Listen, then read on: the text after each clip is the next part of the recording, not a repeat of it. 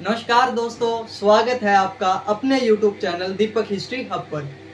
दोस्तों, जैसा कि आप सबको पता है कि हमने एक सीरीज शुरू की थी जिसका नाम है आरंभ सीरीज, जो कि हमारे यूपीएससी के लिए, पीसीएस के लिए, असिस्टेंट प्रोफेसर और पीजीटी जैसे एग्जाम्स के मेंस के आंसर राइटिंग के लिए शुरू की थी। उसी में हमने दोस्तों कल एक प्रश्न देखा था, उसको हमने आधा कर लिया था, आधा आज करेंगे। तो जो प्रश्न है वो है तुर्की आक्रमणों के समय उत्तर भारतीय राज्यों के पराजित होने के कारणों पर चर्चा करें। दोस्तों, कल हमने पढ़ा था कि भारत पर 11वीं-12वीं शताब्दी के दौरान तुर्की आक्रमणकारियों ने आक्रमण किए थे। उन आक्रमणकारियों ने भारतीय राज्यों के उस समय के उन भारतीय राज्यों के विखंडन होने के कारण, भारतीय शासकों की सैन्य प्रबलता होने के कारण फायदा उठाकर अपना वर्चस्व स्थापित किया था। दोस्तों, कल हमने पढ़ा था कि हर्षवर्धन की मृत्यु के बाद जो भारतीय शासक है, भारतीय राज्य हैं, वो छोटे छोटे टुकड़ों में बंटने शुरू हो गए थे और सिर्फ आपसी प्रतिस्पर्धा में लग चुके थे। उसी को आगे बढ़ाते हुए कल हमने देखा था कि भाई हमने उनके राजनीतिक विखंडन और आपसी संघर्ष को पढ़ा था। उसके बाद हमने उनकी सामंती व्यवस्था की कमजोरियां देखी थी और साथ के साथ सैन्य कारणों पर चर्चा की थी। उसी को आगे बढ़ाते हुए आज हम इसका चौथा पॉइंट करेंगे, जो रहेगा धार्मिक कारण।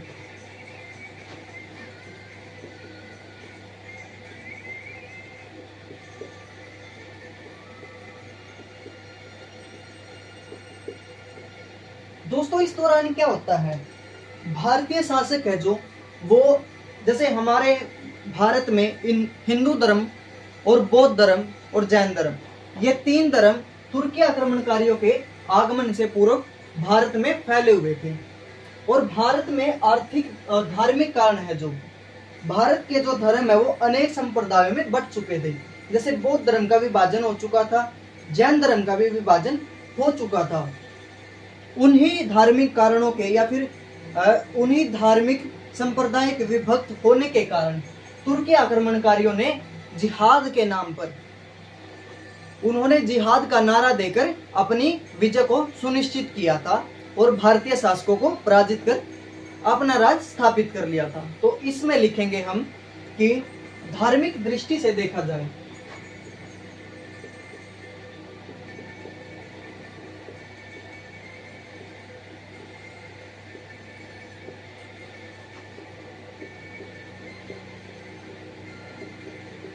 तो इस समय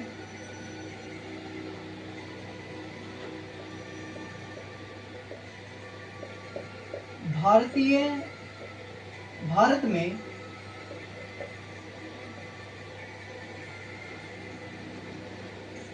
अनेक संप्रदाय बट चुके थे।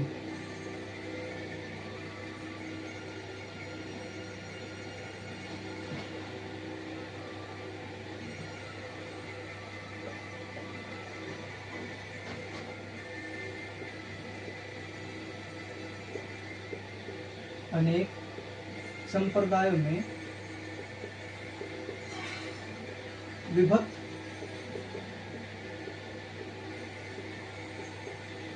हो चुका है।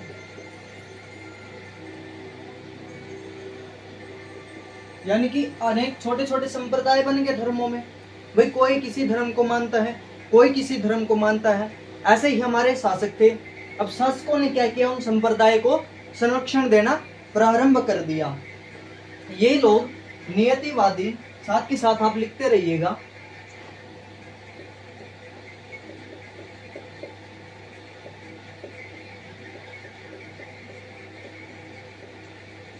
और भाग्यवादी।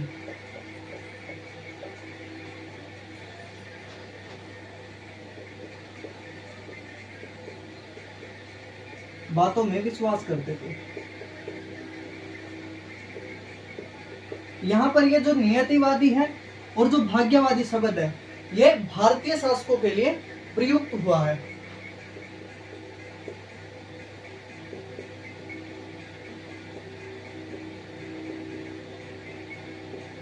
अब नियतिवादी और भाग्यवादी से क्या अर्थ है?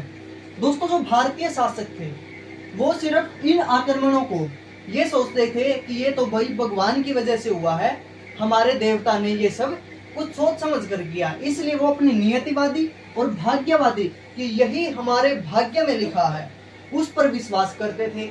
इसी कारण ये भारतीय शासक बहुत कमजोर थे, धार्मिक रूप से इतने कमजोर थे कि जो तुर्की आक्रमणकारी थे, जैसे मोहम्मद गोरी है, मोहम्मद गजनवी है, उन्होंने जब ये देखा कि भाई हमारी सेना का मनोबल टूट रहा है, तो उन्होंने जिहाद का नारा दिया। उस जिहाद के नारे की वजह से सेना में मनोबल बढ़ा। जैसे आगे चलकर जब बाबर के युद्धों पर चर्चा करेंगे, तो खानवा के युद्ध में जब बाबर की सेना जब हार रही थी, मनोबल टूट रहा था, तो बाबर ने जिहाद का नारा देकर ही खानवा का युद्ध विजित किया था। ऐसे ही मोहम्मद गोरी ने, महमूद गजनवी ने किया था। वहीं जो तुर्की आगे लिखेंगे,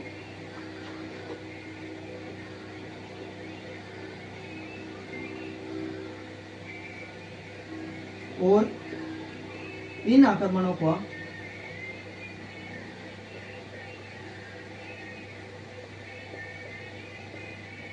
अपने बुरे कर्मों का फल मानते थे।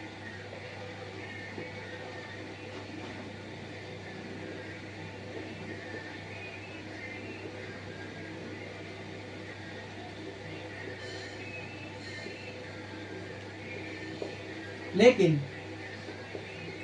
तुर्की आक्रांता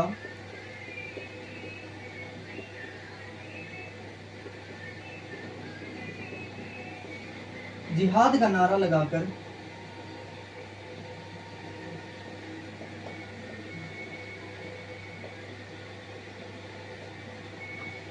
अपनी सेना का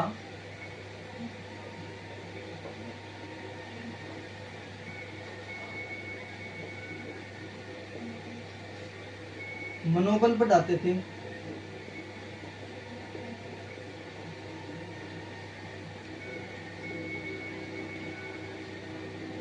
इसी कारण ये भारतीय शासकों को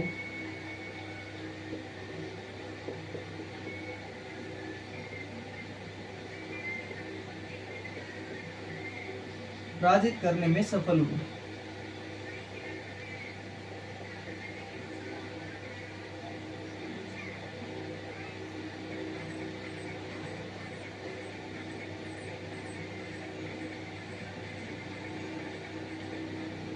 दोस्तों, आप इसको एक बार नोट कर लीजिएगा, अपनी पुस्तक में उतार लीजिएगा।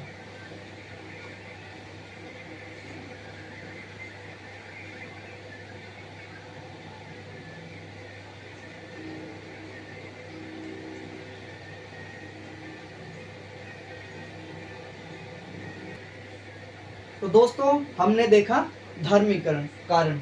अब अगले कारण पर चर्चा करते हैं, जो रहेगा 5 नंबर, तुर्की युद्ध कौशल।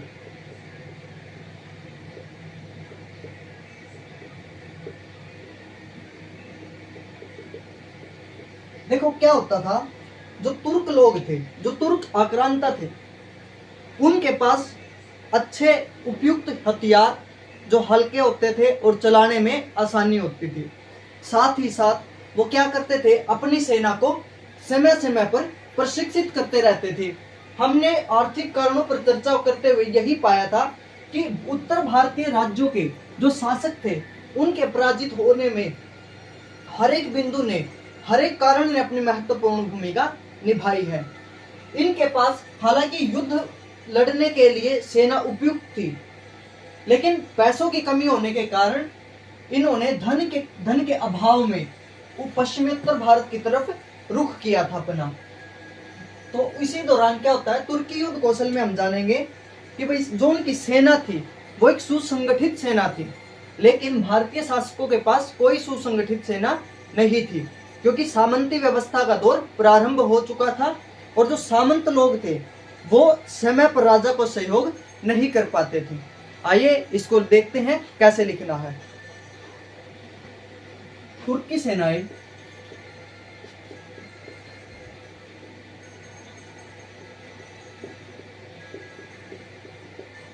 संगठित और तुर्की सेनाएं संगठित और अनुशासित, संगठित अनुशासित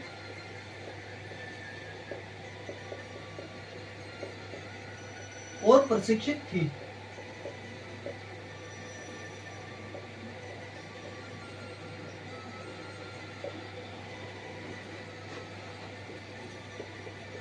इनके पास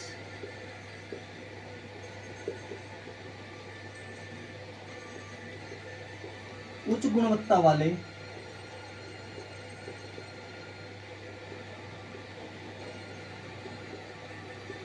हल्के हथियार थे।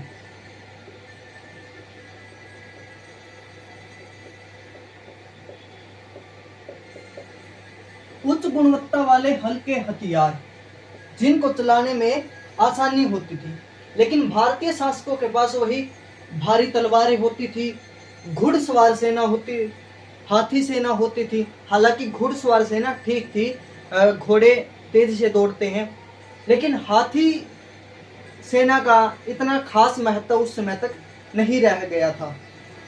ये लोग युद्ध में अपनी पूरी रणनीति के साथ उतरते थे।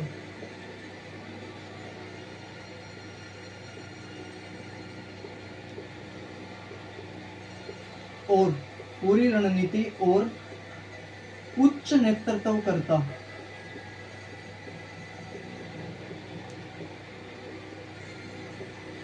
के साथ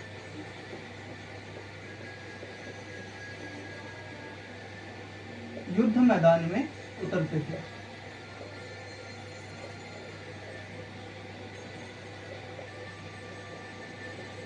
इनके पास क्या था? एक उच्च पूरी रणनीति और उच्च नेतृत्व था, ठीक है। लेकिन वही भारतीय शासकों के पास कोई प्रॉपर, ना तो उनके पास रणनीति होती थी, ना ही कोई नेतृत्व करता अच्छा होता था। वे लोग सिर्फ आपस में ही लड़ते रहते थे। उनके पास अपनी सेना को रखने के लिए पर्याप्त मात्रा में धन भी नहीं था, क्योंकि सामंती व्यवस्था हो चुकी थी। अब सामंती व्यवस्था होने के कारण क्या हुआ? भारतीय शासकों की जो सेना है वो सामंतों ने रखनी प्रारंभ कर दी अपने खर्चे पर। तो अब जब इनकी मर्जी होगी वो तभी भेजेंगे, चाहे युद्ध में राजा और पूरी सेना मारी जाए, ठीक है। इसको हम आगे करेंगे, आप साथ के साथ लिखते रहिएगा इसको। तुर्की सेनाएं संगठित, अनुशासित और प्रशिक्षित थी। इनके पास उच्च गुणवत्ता वाले हल्के हथियार थे। ये लोग युद्ध में अपनी पूरी रणनीति और उच्च नेतृत्वकर्ता के साथ युद्ध मैदान में उतरते थे। जबकि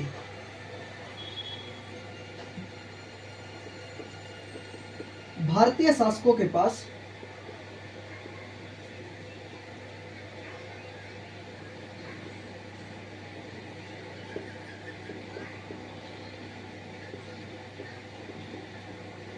इन सब चीजों का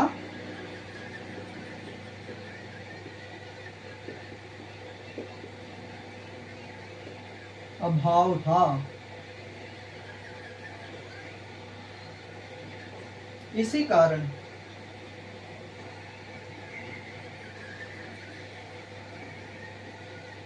भारतीय शासक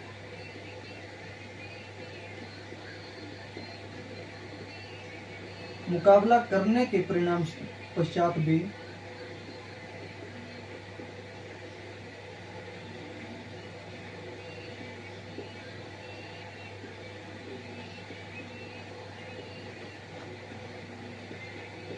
तुर्कों से हार गए।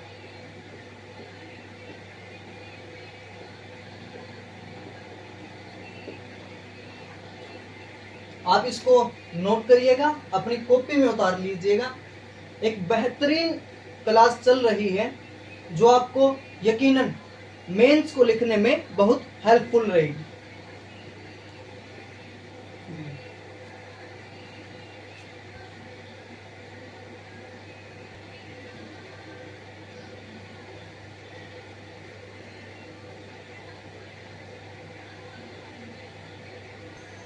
तो दोस्तों हमने देखा तुर्की युद्ध कौशल। अब अगर कोई भी युद्ध जीतना होता है तो हमारे पास प्रशासन भी अच्छा होना चाहिए और वित्त भी अच्छा होना चाहिए, ताकि सेना को समय पर हम उनका वेतन दे सके और उनके अच्छे प्रशिक्षण की और उच्च गुणवत्ता वाले हथियारों की व्यवस्था कर सके।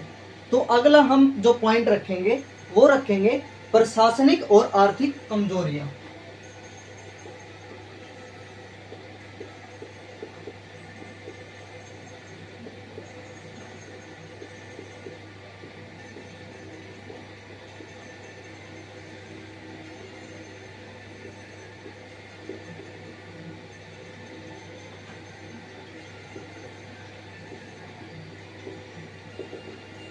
अब देखो, जो तुर्की आक्रांता थे उन्होंने जो आक्रमण किया था वो अपने आर्थिक भंडार को भरने के लिए किया था, क्योंकि उस दौरान उस क्षेत्र में जैसे महमूद गजनवी आया था, उसका सिर्फ एक उद्देश्य रहता था, भारत की धन संपदा को लूटना। उसी दौरान उसके ठीक बाद 1191-92 की अगर बात करें तराइन युद्ध की, तो महमूद मोहम्मद गोरी आता है। हालांकि लूटपाट वो भी करता है, लेकिन वो यहाँ पर क्या देखता है कि भारतीय शासकों में जो प्रशासनिक कमजोरी है, प्रशासन है जो, ठीक है, वो बिखरा हुआ पड़ा है। उसी का उसने क्या उठाया, लाभ उठाया और इनकी प्रशासनिक कमजोरियों को जांच कर भारतीय राजपूतों को क्या करना शुरू कर दिया, हराना शुरू कर दिया और उनके क्षेत्रों पर अपना वर्चस्व स्थापित कर लिया। तो आइए इसको लिखते हैं। राजपूत शासकों का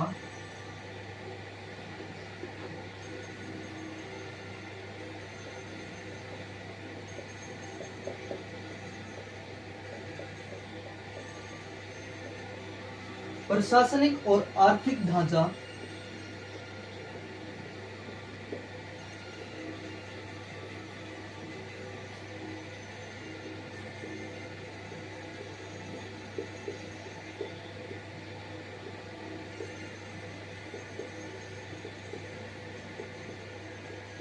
कई स्तरों पर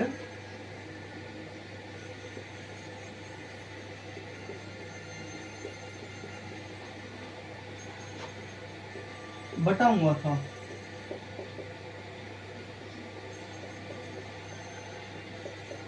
ठीक है, जैसे अगर ये छोटा सा बना के देखें तो सबसे ऊपर होता था सेंटर, केंद्र, केंद्र के बाद प्रांत, प्रांत के बाद जिले,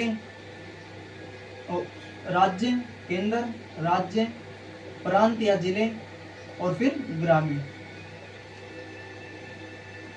ठीक है, इसको आप ध्यान में रखिएगा साथ ही साथ, क्योंकि जब हम लिख रहे हैं तो थोड़ा बहुत डायग्राम का प्रयोग करना भी जरूरी है, क्योंकि डायग्राम के साथ अगर आप लिखोगे तो यकीनन आपको अच्छे नंबर मिलेंगे। ठीक है, ये लोग तुर्कों की तुलना में, आगे लिखिएगा, ये लोग कौन लोग, राजपूत शासक तुर्कों की तुलना में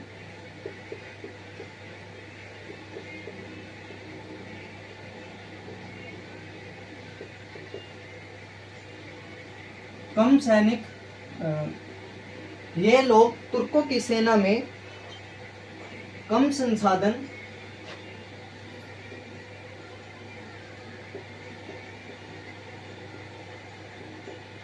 व कम प्रशिक्षित सेना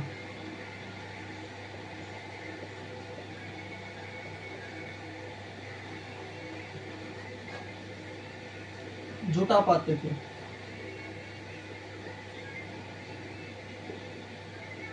उसका मुख्य कारण था सामंती व्यवस्था का उभर कर सामने आना, क्योंकि सामंत लोग क्या है, वो अपने पास सेना को रखने लगे थे। ठीक है, हालांकि अब क्या था, कम प्रशिक्षित थे और कम संसाधन थे। हालांकि ये सैनिक युद्धों में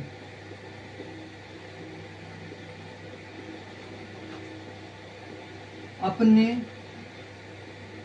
अपनी पूरी शक्ति से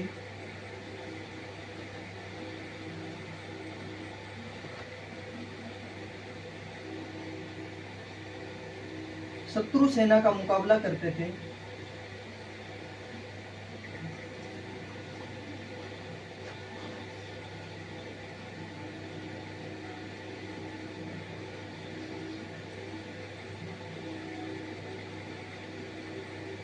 लेकिन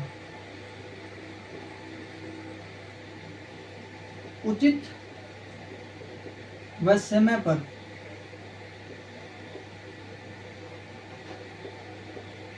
वेतन न मिलने का कारण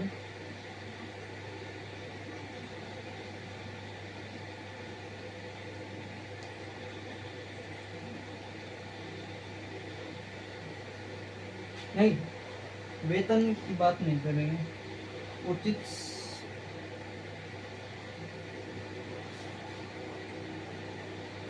लेकिन आर्थिक संसाधन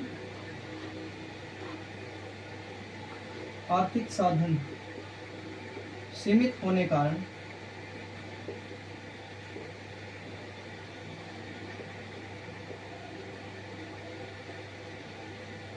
इन्हें हार का सामना करना पड़ता था।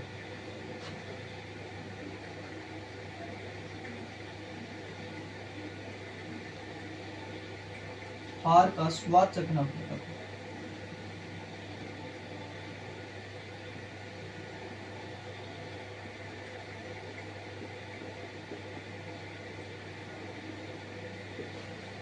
लिखिएगा दोस्तों और अच्छे से नोट्स बनाइएगा ताकि ये आपके भविष्य को उज्जवल करने में कामयाब हो सके।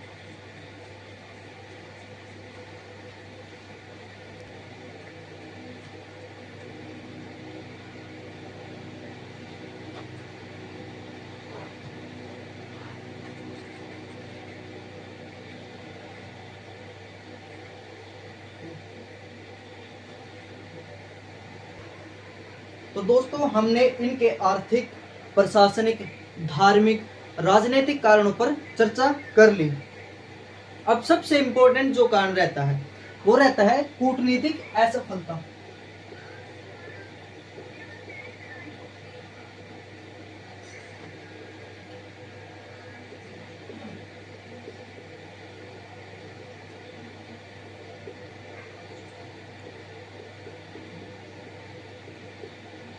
अब कूटनीतिक असफलता से क्या अभिप्राय है?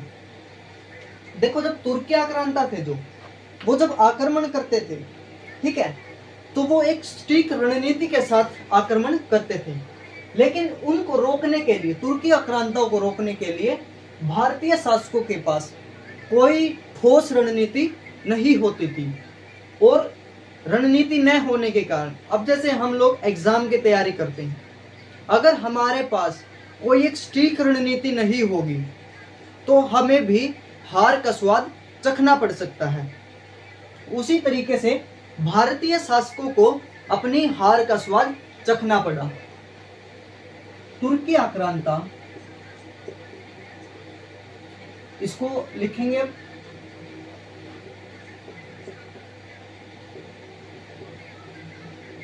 युद्धों में अपनी एक सटीक रणनीति के साथ उतरते थे।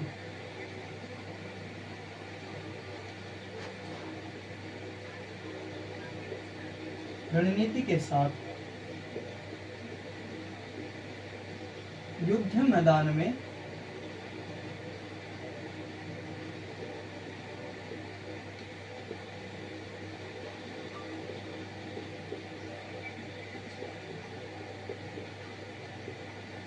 उतरते थे, लेकिन भारतीय शासक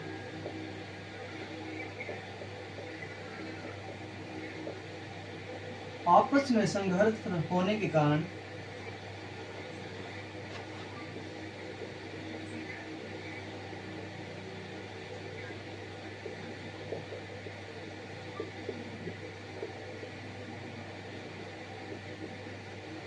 इनसे मुकाबला करने हेतु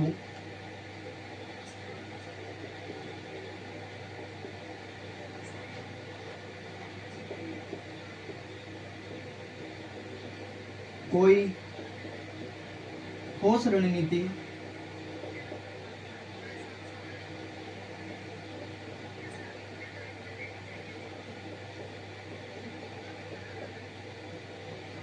नहीं बना पाते थे,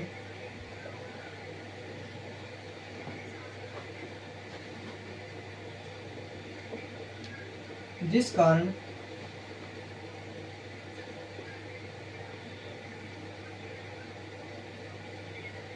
भारतीय शासक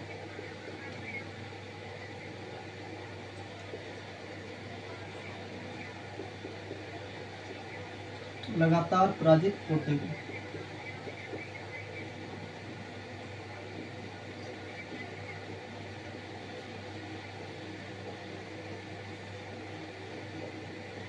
लिखिएगा दोस्तों, इसको अपने पुस्तक में उतारिएगा, अपने नोटबुक में उतारिएगा।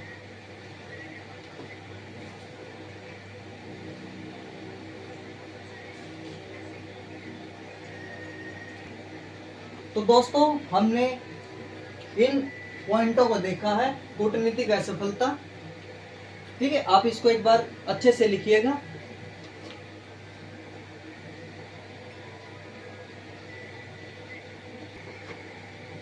तो दोस्तों, हमने देखा कि कौन कौन से जो कारण थे और उन कारणों के परिणाम स्वरूप भारत में क्या होता है, तुर्कों का वर्चस्व स्थापित हो जाता है और दिल्ली सल्तनत का विकास हो जाता है।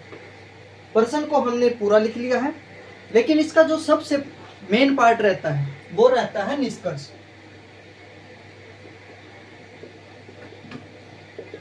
क्योंकि अगर बात की जाए मेंस के आंसर राइटिंग की, जब तक आप प्रश्न का निष्कर्ष नहीं लिखोगे तब तक वो प्रश्न अधूरा माना जाएगा। ठीक है, तो पूरी व्याख्या के बाद हम इसका निष्कर्ष जो है वो लिख सकते हैं कि तुर्क आक्रमणों के दौरान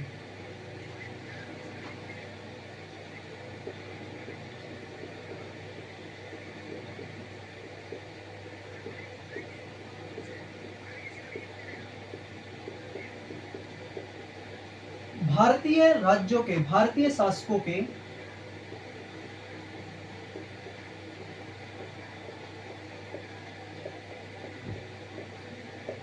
पराजित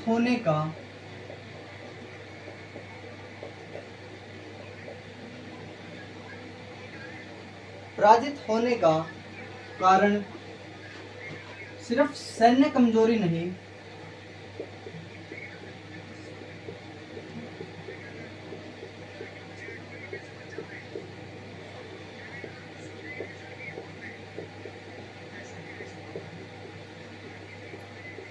बल्कि उनके आर्थिक व प्रशासनिक संरचना,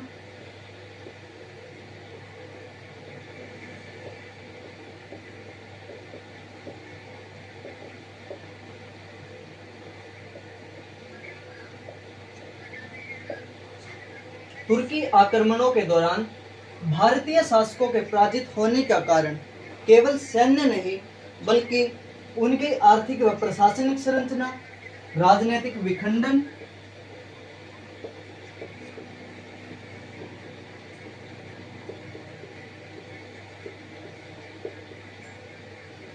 और सामंती व्यवस्था भी कारण था।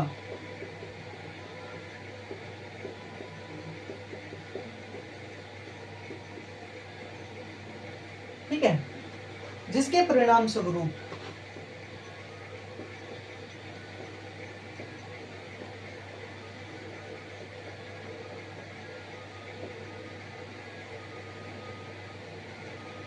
दिल्ली की गद्दी पर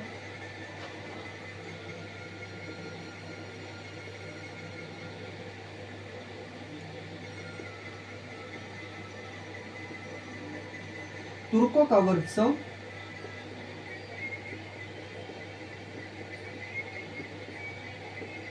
स्थापित हो जाता है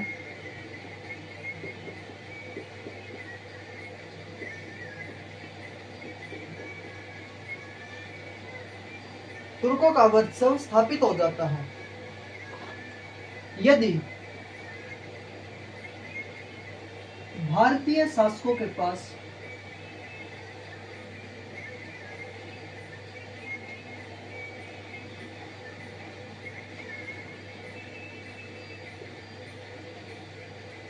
उचित रणनीति होती, उचित रणनीति, राजनीतिक एकता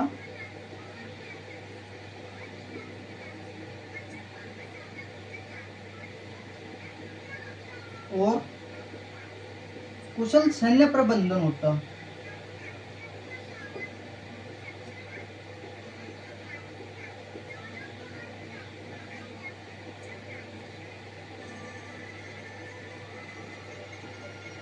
तो भारत पर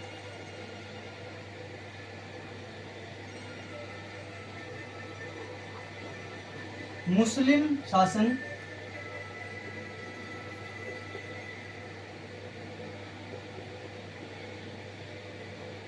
स्थापित न हो पाता।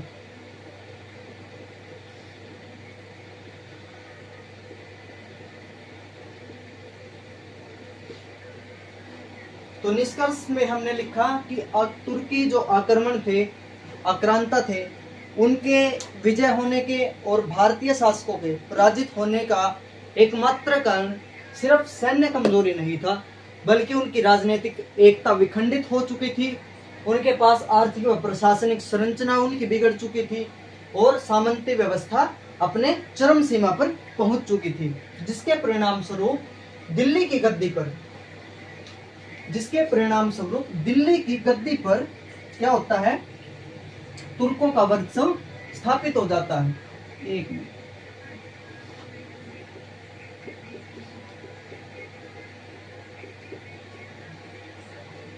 और यदि भारतीयों के पास सैन्य कमजोरी ना होती, यानी कि सैन्य कुशल प्रबंधन होता, आर्थिक प्रबंधन अच्छा होता, प्रशासन उनका अच्छा होता, राजनीतिक विखंडन की जगह पर राजनीतिक एकता होती और सामंती व्यवस्था जो अपने चरम पर पहुंची हुई थी, अगर उसके ऊपर राजा का अच्छे से अधिकार होता, तो भारत पर मुस्लिम शासन स्थापित न हो पाता।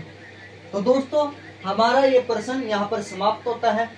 मैं आशा करता हूँ कि आपको ये अच्छे से समझ आया होगा। अगर आप लोगों का कोई भी डाउट होता है तो उसको कमेंट में लिखिएगा और क्लास को लाइक करिएगा, शेयर करिएगा और अपने चैनल को सब्सक्राइब करिएगा और बने रहिएगा हमारे साथ इतिहास की गहराई को समझने के लिए। धन्यवाद।